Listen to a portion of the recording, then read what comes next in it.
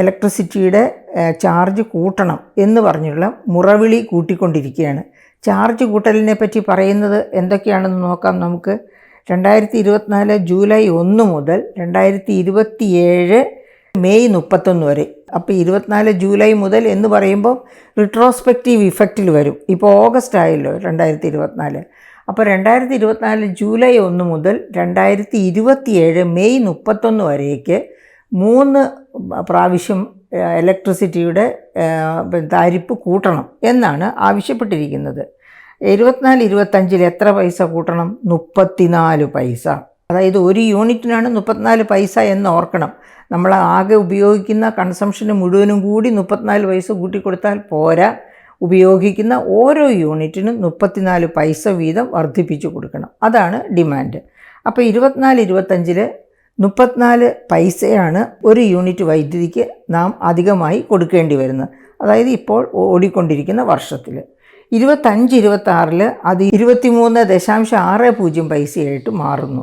ഇനി 26-27 5.9 പൈസയായിട്ട് അത് വർദ്ധിക്കുന്നു. അതായത് ഈ വർധനവ് ഒരു ഡിക്ലൈനിങ് ഓർഡറിൽ കുറഞ്ഞു വരുന്നു എന്നർത്ഥം. അപ്പോൾ ഇതിൻ്റെയൊക്കെ പുറകിലുള്ള ഒരു പ്രധാനപ്പെട്ട കാരണം നമ്മൾ ഓർക്കണം. ക്യാപെക്സ് മോഡൽ ഇപ്പോൾ സ്മാർട്ട് മീറ്റർ കൊണ്ടുവരാനായിട്ട് ശ്രമിക്കുകയാണ്.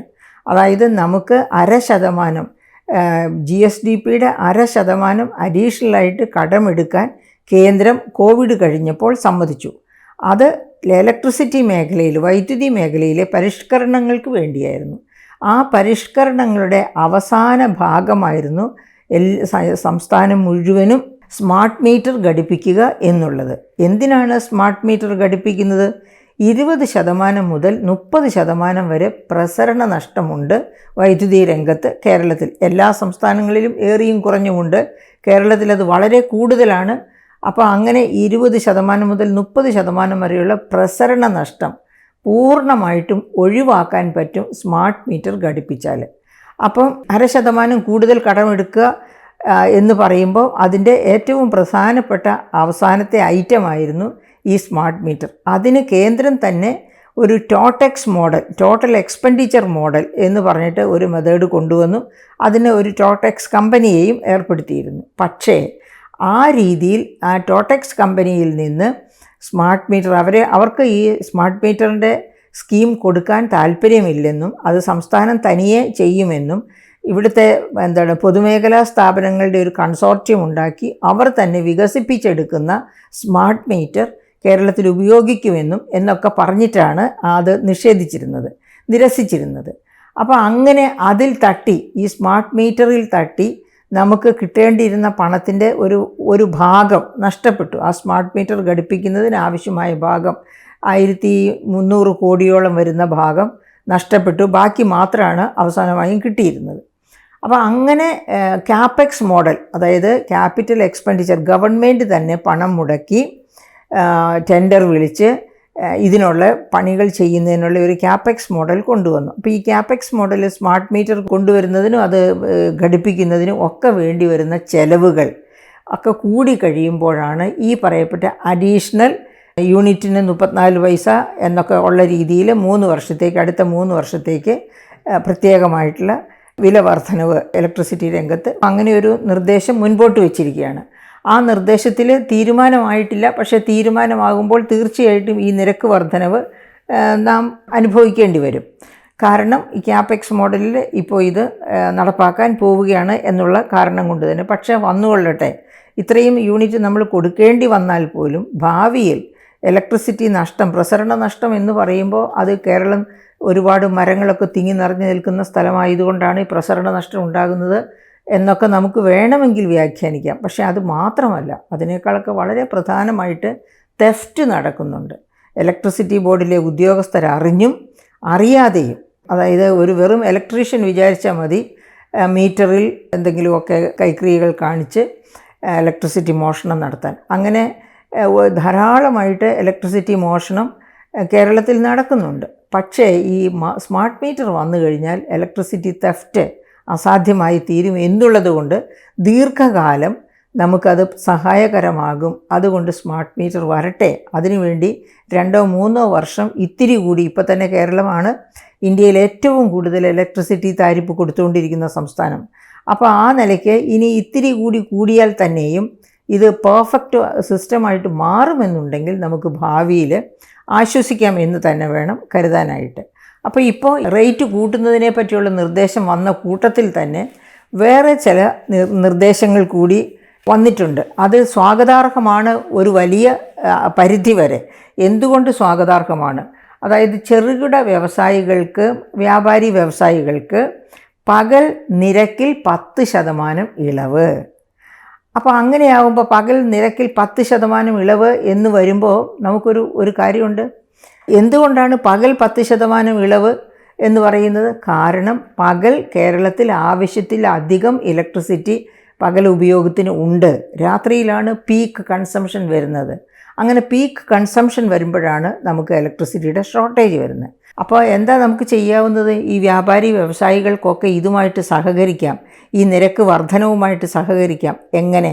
അവർ രാത്രിയിൽ ചെയ്യാവുന്ന അതായത് വൈദ്യുതി ഉപയോഗം കൂടുതലുള്ള വ്യാപാര രംഗത്തെ ആണെങ്കിലും വ്യവസായ രംഗത്തെ ആണെങ്കിലും ഒരുപാട് കാര്യങ്ങൾ. ഇപ്പോൾ ഉദാഹരണത്തിന് വ്യാപാര രംഗത്തുള്ള ഒരു ഹോട്ടൽ ഉടമയെ ഓർക്കുക. അരി ആട്ടുക, അല്ലെങ്കിൽ പൊടിക്കുക, അല്ലെങ്കിൽ മറ്റ് സാധനങ്ങൾ അരയ്ക്കുക, ആട്ടുക, ഇത്തരം കാര്യങ്ങളൊക്കെ അവർ ചെയ്യുന്നത് വൈദ്യുതിയുടെ സഹായത്തോടെ ആയിരിക്കും. ഇത്തരം കാര്യങ്ങളൊക്കെ പകൽ പൂർത്തിയാക്കുക, 6 മുതൽ 6 വരെയുള്ള സമയത്ത് പൂർത്തിയാക്കുക. അങ്ങനെ പൂർത്തിയാക്കുന്നതോടെ ആ 10% ഇളവ് ഉപയോഗിക്കുകയും ചെയ്യാം. ഇലക്ട്രിസിറ്റി ബോർഡിനെ സംബന്ധിച്ച് അത് വലിയ ആശ്വാസവുമാണ്. കാരണം പീക്ക് ടൈം രാത്രിയിലെ കൺസംഷൻ കുറയും, പകലെ കൺസംഷൻ കൂടും. പകൽ കൺസംഷൻ കൂടുന്നുണ്ട്, അവർക്ക് പ്രശ്നമില്ല. കാരണം സോളാർ എനർജി തന്നെ ആവശ്യത്തിലധികം ഇപ്പോൾ ഉൽപ്പാദിപ്പിക്കുന്നുണ്ട്.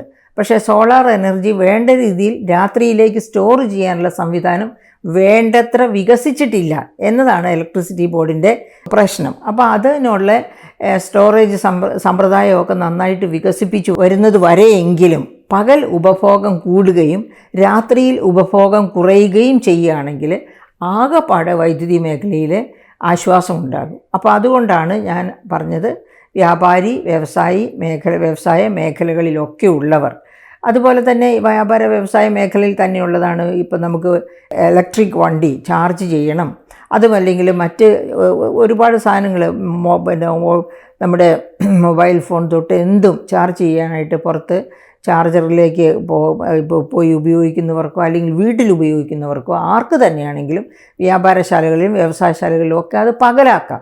രാത്രിയിലേക്ക്, അതായത് അത് പീക്ക് ലെവലിൽ ഫുള്ളായിട്ട് ചാർജ് ചെയ്ത് വെച്ച് കഴിഞ്ഞാൽ രാത്രി അവർക്ക് പിന്നെ അതിൻ്റെ ആവശ്യം വരില്ല. അങ്ങനെയൊക്കെ പകൽ ഉപഭോഗം വർദ്ധിപ്പിച്ചുകൊണ്ട് രാത്രി ഉപഭോഗം കുറച്ചു കൊണ്ടുവരാൻ സാധിക്കുകയാണെങ്കിൽ നമ്മുടെ പോക്കറ്റും കാലിയാവില്ല. അതുപോലെ തന്നെ ഇലക്ട്രിസിറ്റി ബോർഡിന് അത് ആശ്വാസ സൂചകം ആകുകയും ചെയ്യും. അതായത് വലിയ വില കൊടുത്ത് പുറത്തു നിന്ന് വലിയ അളവിൽ ഇലക്ട്രിസിറ്റി വാങ്ങേണ്ട എന്ന ഒരു അഡ്വാൻറ്റേജ് ഇലക്ട്രിസിറ്റി ബോർഡിനും അത് നമ്മുടെ സംസ്ഥാനത്തിന് തന്നെയും സഹായകരമാകും. അപ്പോൾ ആ തരത്തിലുള്ള കാര്യങ്ങളെ പറ്റിയൊക്കെ ചിന്തിക്കാവുന്നതേ ഉള്ളൂ. പിന്നെ അതുപോലെ തന്നെ പകലും രാത്രിയും വ്യത്യാസം ചാർജാണ് ഇനി പറയുന്നത്. അതായത് ഈ പുതിയ നിർദ്ദേശം വന്നിരിക്കുന്നത് പകൽ ഒരു ചാർജ്, രാത്രി വേറൊരു ചാർജ്. ഞാൻ നേരത്തെ സൂചിപ്പിച്ചല്ലോ, പകൽ എക്സസ് ഇലക്ട്രിസിറ്റി കേരളത്തിൽ തന്നെ ഉണ്ട്, പക്ഷേ രാത്രിയിൽ വലിയ ഷോർട്ടേജ് വരുന്നു. രാത്രിയിലാണല്ലോ സർവ്വ മേഖലകളിലും ഉപയോഗിക്കേണ്ടി വരിക കറണ്ട്. അതുകൊണ്ട് അപ്പോൾ പകൽ ഒരു താഴ്ന്ന റേറ്റും രാത്രിയിൽ ഉയർന്ന റേറ്റും ഈടാക്കുക എന്നുള്ളതാണ് പുതിയ സജഷൻസിൽ വന്നിരിക്കുന്ന ഒരു നയം.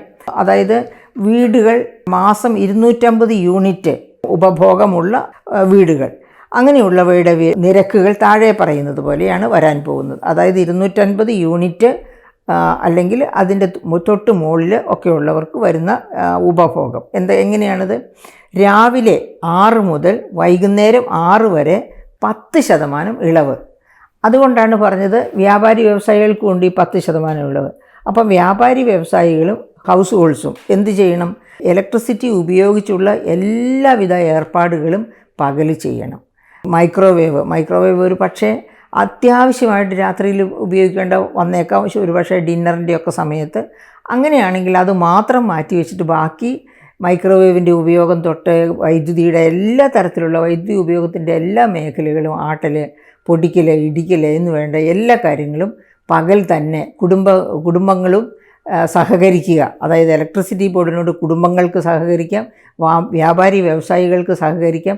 ഇലക്ട്രിസിറ്റി ബോർഡിന് വേണ്ടി അല്ല സഹകരിക്കുന്നത്, അവനവൻ്റെ പോക്കറ്റ് കാലിയാകാതിരിക്കാനാണ്, അല്ലെങ്കിൽ അതിൻ്റെ ചോർച്ച കുറയാനാണ് നമ്മൾ സഹകരിക്കുന്നത്. പക്ഷേ അതോടെ നമ്മുടെ സംസ്ഥാനത്തിൻ്റെ ഇലക്ട്രിസിറ്റി ബോർഡിനും വലിയ ആശ്വാസമാകും. അതായത് രാത്രിയിലെ പീക്ക് ലോഡ് കുറഞ്ഞു കിട്ടും. അങ്ങനെയാകുമ്പോൾ വലിയ വില കൊടുത്ത് പുറത്തുനിന്ന് വൈദ്യുതി വാങ്ങുക എന്ന ദുരിതത്തിൽ നിന്ന് കുറേശ്ശെ താഴേക്ക് വരാൻ പറ്റും. ഒരുപക്ഷെ ഇങ്ങനെ എല്ലാവരും ഈ സ്ഥിതി ഫോളോ ചെയ്യുകയാണെങ്കിൽ, ഈ നിർദ്ദേശങ്ങൾ പാലിക്കുകയാണെങ്കിൽ വലിയ വ്യത്യാസം തന്നെ ഇലക്ട്രിസിറ്റി നിരക്കുകൾ ഭാവിയിൽ നമുക്കും അനുഭവവേദ്യമാകും. അപ്പോൾ പിന്നെ എന്താണ് പറഞ്ഞിരിക്കുന്നത്? 6 മുതൽ 6 വരെ 10% ഇളവ്, 6 മുതൽ രാത്രി 11 വരെ 10% വർധനവ്. അതായത് പകൽ 10% ഇളവ് കൊടുത്തു, അതേസമയത്ത് രാത്രിയിൽ 6 മുതൽ 11 വരെയുള്ള സമയത്ത് 10% വർധനവ് വരുന്നു ഒരു യൂണിറ്റിൻ്റെ വിലയിൽ. 250 മുകളിലായാൽ, അതായത് 250 യൂണിറ്റാണ് ടോട്ടൽ കൺസംഷൻ എങ്കിൽ 6 മുതൽ 11 വരെ 10% വർധനവേ വരൂ. പക്ഷേ 250 യൂണിറ്റിന് മുകളിൽ കൺസംഷനുള്ള വ്യാപാരിയോ വ്യവസായിയോ കുടുംബമോ എന്തുമാകട്ടെ, രാത്രിയിൽ 25% അവരുടെ അധിക ചാർജ്. അപ്പം എന്താണ് പിന്നെ വേണ്ടത്? ശരിക്കും വൈദ്യുതി ബോർഡ് വളരെ യുക്തിസഹമായ ഒരു തീരുമാനമാണ്, ഒരു നിരക്ക് വർധനവിൻ്റെ രീതിയാണ് കൊണ്ടുവന്നിരിക്കുന്നത്. യുക്തിസഹമായ എന്ന് വെച്ചാൽ പിന്നെ ഉപഭോക്താക്കൾ നല്ല ഒരു നയം സ്വീകരിച്ചാൽ, യുക്തിസഹമായി പ്രതികരിക്കുകയാണെങ്കിൽ അവർക്ക് ഈ ഉയർന്ന നിരക്കിൽ നിന്ന് തീർച്ചയായിട്ടും രക്ഷപ്പെടാൻ കഴിയും. വളരെ ഒരുപാട് ചുരുക്കം പേർക്ക് മാത്രമേ ഉയർന്ന നിരക്കിലേക്ക് പോകേണ്ടി വരൂ. കാരണം അവർക്ക് പോയാലും പ്രശ്നമില്ല, കാരണം they are really well of. അതേസമയത്ത് മിഡിൽ ഇൻകത്തിൽപ്പെട്ടവരും താഴ്ന്ന വരുമാനത്തിൽപ്പെട്ടവർക്കും ഒക്കെ ഇങ്ങനെ ഇലക്ട്രിസിറ്റിയിലേക്ക് കൊടുക്കേണ്ടി വരുന്ന വൻ ചാർജ് വർധനയിൽ നിന്ന് രക്ഷപ്പെടാൻ പറ്റുന്ന ഒരു മാർഗമാണ് പകൽ ഉപയോഗം മാക്സിമത്തിലാക്കുക, രാത്രി ഉപയോഗം മിനിമത്തിലാക്കുക. എല്ലാ തരത്തിലും നമ്മൾ അങ്ങനെ ഒന്ന് പരിശീലിച്ചാൽ മതി. അതുപോലെ തന്നെ പല വീടുകളിലും നമുക്കറിയാം അല്ലേ, പോകട്ടെ, ഇപ്പോൾ ഗവൺമെൻറ് കോളേജുകളോ ഗവൺമെൻറ് സ്കൂളുകളോ അങ്ങനെയുള്ള ഇൻസ്റ്റിറ്റ്യൂട്ട്സ് എടുക്കുക. അവിടെ ചിലപ്പോൾ അറ്റൻഡർമാരൊക്കെ ഉണ്ട്, പക്ഷേ ഈ എല്ലാവരും പിന്നെ വീട്ടിലേക്ക് പോയി കഴിഞ്ഞാൽ എവിടെയൊക്കെ ഫാൻ കിടന്ന് കറങ്ങുന്നു, എവിടെയൊക്കെ ലൈറ്റ് ഓണായി തന്നെ കിടക്കുന്നു, ഇത്തരം കാര്യങ്ങളൊന്നും ആരും ശ്രദ്ധിക്കത്തില്ല. അത്ര നിരുത്തരവാദിത്വത്തോടെയാണ് ഈ ജോലികളൊക്കെ ചെയ്യുന്നത്. ഇവർക്കൊക്കെ ആഗ്രഹമുള്ളത് ഇവരുടെ പോക്കറ്റിൽ വരേണ്ടതിന് കുറവ് വരാൻ പാടില്ല. അത് എല്ലാ 5 വർഷം വരുമ്പോഴും കൂട്ടി കിട്ടണം. ഇരട്ടിച്ച് കിട്ടുമെങ്കിൽ അത്രയും നല്ലത്. പക്ഷേ അവനവൻ്റെ ഉത്തരവാദിത്തത്തിൽ ഒരു കാരണവശാലും ഇവരാരും ജാഗരൂകരല്ല. അപ്പോൾ നമുക്കറിയാം, ഇന്ന് രാവിലെ കോളേജ് തുറന്നപ്പോഴേ ഇട്ട ഒരു ഫാനായിരിക്കാം, അത് പിറ്റേന്ന് രാവിലെ ആ ടീച്ചറോ അല്ലെങ്കിൽ സാറോ വരുന്നവരെ ചിലപ്പോൾ കിടന്ന് കറങ്ങുന്നുണ്ടാകും. കാരണം പല ടീച്ചേഴ്സ് ഇരിക്കുന്ന ഒരു മുറിയാണെങ്കിൽ ഒരാൾ പോകുമ്പോൾ വേറൊരാൾ കാണും. ഇനി അവസാനം പോകുന്നയാൾ ഒരു പക്ഷേ നേരെ ക്ലാസ്സിലേക്ക് പോയി ഫാൻ ഓഫ് ചെയ്യാതെ ക്ലാസ്സിൽ നിന്ന് നേരെ ക്ലാസ് കഴിഞ്ഞ് വീട്ടിലേക്ക് പോയി എന്നിരിക്കാം. അങ്ങനെയൊക്കെ വന്ന് ആ ഫാൻ അവിടെ കിടന്ന് കറങ്ങും. പിറ്റേ ദിവസം വരെയും ചിലപ്പോൾ കറങ്ങിയെന്നിരിക്കും. ചിലപ്പോൾ ടീച്ചേഴ്സ് തന്നെ ഹൈലി ഇറസ്പോൺസിബിൾ ആയിട്ടുള്ളവരുണ്ട്. അതായത് സർക്കാർ മുതലല്ലേ എന്ന രീതിയിൽ കൈകാര്യം ചെയ്യുന്നവരുണ്ട്.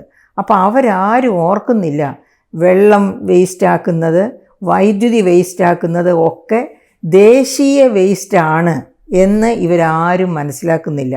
നമ്മളുടെ കുട്ടികളെയാണെങ്കിലും കുട്ടിക്കാലം മുതലേ പഠിപ്പിക്കേണ്ട ഒരു കാര്യമാണ് ജലം, വൈദ്യുതി ഇവയൊക്കെ വേസ്റ്റാക്കുന്നത് ദേശത്തിന് മാത്രമല്ല ലോകത്തിന് തന്നെ ഹാനികരമാണ്. അതായത് പരിസ്ഥിതിക്കേ ഹാനികരമാണ്.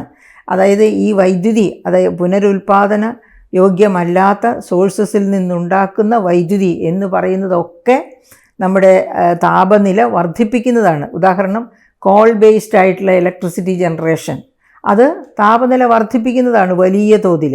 അപ്പോൾ അങ്ങനെ വൈദ്യുതിയുടെ ഉപയോഗം എത്ര കണ്ട് കുറയ്ക്കാൻ പറ്റുന്നുവോ അത്ര കണ്ട് പരിസ്ഥിതി സൗഹൃദമാണ് നമ്മുടെ ജീവിതം. ഈ കാര്യങ്ങൾ മനസ്സിലാക്കുന്ന പ്രായത്തിൽ തന്നെ കുട്ടികളോട് ജലം ദുർലഭമായ ഒരു വിഭവമാണ്, അതുപോലെ എന്നുവെച്ചാൽ സർവ്വ ജീവജാലങ്ങൾക്കും വേണ്ടതാണ് ജലം. ആ ജലം, ശുദ്ധജലം കിട്ടാതെ ആയാൽ ഏത് ജീവജാലത്തിനായാലും അത് ബുദ്ധിമുട്ടാകും. അപ്പം ശുദ്ധജലം, അതുപോലെ വൈദ്യുതി, ഇതൊക്കെ പരിസ്ഥിതി സൗഹൃദമായിട്ടും ഒക്കെ ഉപയോഗിക്കേണ്ടതാണ്. സ്കേഴ്സായിട്ടുള്ള, അതായത് ദുർലഭമായ വിഭവങ്ങളാണ്. ഇതൊക്കെ വളരെ ശ്രദ്ധയോടെ ഉപയോഗിക്കണമെന്ന് കുട്ടികളെയും പറഞ്ഞ് പഠിപ്പിക്കണം. അപ്പോൾ അങ്ങനെയാകുമ്പോൾ എന്താ സംഭവിക്കുക, രാത്രിയിൽ രാത്രിയാകുമ്പോഴത്തേക്കും സർവ്വ മുറികളിലും ഫാൻ ഇട്ടിരിക്കുക, അല്ലെങ്കിൽ സർവ്വ മുറികളിൽ ലൈറ്റ്, ഫാൻ ഇട്ടില്ലെങ്കിൽ തന്നെ ലൈറ്റ് ഇടുക. എഴുന്നേറ്റ് പോകുമ്പോൾ ഫാനോ ലൈറ്റോ ഓഫ് ചെയ്യാൻ മറന്നു പോവുക. ആവശ്യമില്ലാതെ ഇങ്ങനെ ഓരോ വൈദ്യുതി ഉപയോഗിക്കുന്ന ഒരു സോഴ്സും അനാവശ്യമായിട്ട് ഓൺ ചെയ്ത് ഇട്ടേക്കരുത് എന്ന കാര്യം കുട്ടികളെ പഠിപ്പിക്കുക. അത് വീട്ടമ്മമാരാണ് വളരെ ശ്രദ്ധിക്കേണ്ടത്. അങ്ങനെ എല്ലാവരും ഒത്തൊരുമയോടുകൂടി ശ്രമിക്കുകയാണെങ്കിൽ എനിക്ക് തോന്നുന്നു കേരളത്തിൻ്റെ വൈദ്യുതി ക്ഷാമത്തിന് ഒരു വലിയ പരിധി വരെ ഒരുപാട് മാറ്റം വരും. അതുപോലെ ഗവൺമെൻറ് ഇൻസ്റ്റിറ്റ്യൂഷൻസ്, ഈ സെക്രട്ടേറിയറ്റ് തന്നെ അതിൻ്റെ ഒരു എക്സാമ്പിളായിട്ട് നമുക്ക് എടുക്കാവുന്നതാണ്. അവിടെയൊക്കെ ഇതാരും മോണിറ്റർ ചെയ്യുന്നില്ല. അതുകൊണ്ട് ഒരുപാട് മിസ്യൂസ് വൈദ്യുതി രംഗത്തൊക്കെ നടക്കുന്നുണ്ട്. അതുമാത്രവുമാണോ, ഇത്തരക്കാരും വൈദ്യുതി ബില്ലോട്ട് അടയ്ക്കുകയുമില്ല. നിങ്ങൾ ബജറ്റ് ഇൻ ബ്രീഫ് ഡോക്യുമെൻ്റ് എടുത്ത് നോക്കുക. അതിനകത്ത് taxes raised but not realise, നികുതികൾ ചുമത്തിയിട്ടും പിരിച്ചെടുക്കാൻ പറ്റാത്തത് എന്ന് പറയുന്നതിനകത്ത് ഇലക്ട്രിസിറ്റി ബോർഡിന് പിരിഞ്ഞു കിട്ടാനുള്ള നികുതി തന്നെ 3000 കോടിയോളം ഉണ്ട്. 3000 കോടിയുടെ ചുറ്റുവട്ടത്തിലാണ്. കൃത്യമായിട്ട് ഞാൻ ഓർക്കുന്നില്ല, ഇന്ന് ഞാൻ അതിനു വേണ്ടി എടുത്ത് നോക്കാത്തത് കൊണ്ട്. 3000 കോടിയുടെ ചുറ്റുവട്ടത്തിലാണെന്ന് ഉറപ്പാണ്. അപ്പോൾ ഇതാരാ അടയ്ക്കാത്തത്?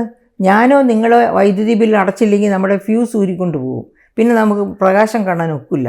അപ്പോൾ ഇതാരായിരിക്കും അടയ്ക്കാത്തത്? എല്ലാം പൊതുമേഖല, അതായത് ഗവൺമെൻറ് ഇൻസ്റ്റിറ്റ്യൂഷൻസോ അതിനോട് ബന്ധപ്പെട്ട ഇൻസ്റ്റിറ്റ്യൂഷൻസോ ഒക്കെയാണ് ഇങ്ങനെ ഈ ഇലക്ട്രിസിറ്റി ബില്ല് അടയ്ക്കാതെ കിടക്കുന്നത്. അപ്പോൾ അവരൊക്കെ അങ്ങ് ദുർവിനിയോഗം ചെയ്യുകയാണ്. ഇക്കാര്യത്തിലൊക്കെ ഒരു മാറ്റം വരണമെങ്കിൽ നമ്മൾ സർക്കാരിനെ കുറ്റം പറഞ്ഞിട്ട് ഒരു കാര്യമില്ല. സർക്കാർ എന്ന് പറയുന്നത് നമ്മളാണ്. നമ്മളുടെ ഉദ്ദേശശുദ്ധി, നമുക്ക് ഇത്തരം കാര്യങ്ങളെ പറ്റിയുള്ള, അതായത് എന്തുകൊണ്ട് ഞാൻ വൈദ്യുതി സൂക്ഷിച്ചുപയോഗിക്കണം, എന്തുകൊണ്ട് ഞാൻ ശുദ്ധജലം പാഴാക്കരുത് എന്നൊക്കെയുള്ള കാര്യങ്ങളെപ്പറ്റി നമുക്കുള്ള അവബോധം, പരിസ്ഥിതി സൗഹൃദമായിട്ട് ജീവിക്കണമെങ്കിൽ ഇത് രണ്ടും വളരെ കൃത്യതയോടെ പാലിക്കണമെന്ന ധാരണ നമുക്കുണ്ടാകണം. നമ്മളുടെ കുട്ടികളിലേക്ക് നമ്മളത് പകർന്നു കൊടുത്തിരിക്കണം. ഒരു അധ്യാപികയോ അധ്യാപകനോ ആണെങ്കിൽ ശിഷ്യഗണങ്ങളിലേക്കും ഇതേ വികാരം തന്നെ പകർന്നു കൊടുത്തിരിക്കണം. അങ്ങനെയാണെങ്കിൽ മാത്രമേ ഈ മാറ്റങ്ങളൊക്കെ നാം പ്രതീക്ഷിക്കേണ്ടതുള്ളൂ. അപ്പോൾ ഇവിടെ നമ്മൾ പറഞ്ഞു വരുന്നത്, ഈ ഇലക്ട്രിസിറ്റി പകൽ താഴ്ന്ന നിരക്കാണ്, രാത്രിയിൽ ഉയർന്ന നിരക്കാണ്. അപ്പോൾ താഴ്ന്ന നിരക്കിൽ പകൽ സമയത്ത് നമുക്ക് വൈദ്യുതി അധികം വേണ്ട എല്ലാ തരം പ്രവൃത്തികളും ആ സമയത്ത് ചെയ്യുക. അങ്ങനെ വരുമ്പോൾ രാത്രിയിൽ ഇലക്ട്രിസിറ്റിയുടെ ചാർജ് കൂടിയ ഇലക്ട്രിസിറ്റിയുടെ കൺസംഷൻ നമുക്ക് കുറയ്ക്കാം. നമ്മൾ കുറയ്ക്കുന്നതോടെ ഇലക്ട്രിസിറ്റി ബോർഡിന് അത്തരം വളരെ വില കൂടിയ നിരക്കിൽ രാത്രിയിൽ ഇലക്ട്രിസിറ്റി മറ്റുള്ള സോഴ്സസിൽ നിന്ന് വാങ്ങുന്നത് ഒരു പരിധി വരെയെങ്കിലും ഒഴിവാക്കുകയും ചെയ്യാം.